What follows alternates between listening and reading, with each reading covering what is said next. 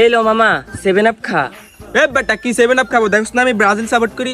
এক মিনিট, তুই না আগে ব্রাজিল সাপোর্ট করতে এখন আর্জেন্টিনা জার্সি পরছ?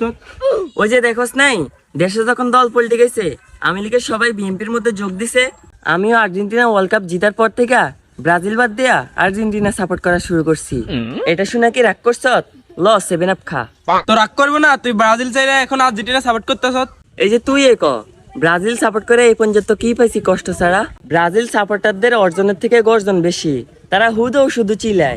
ব্রাজিল কি করছে? ছোট থেকে বড় হইলাম, 2 চোখে কাপ নিতে দেখলাম না। আর আর্জেন্টিনা গতবারে চ্যাম্পিয়ন মাইরা দিছে।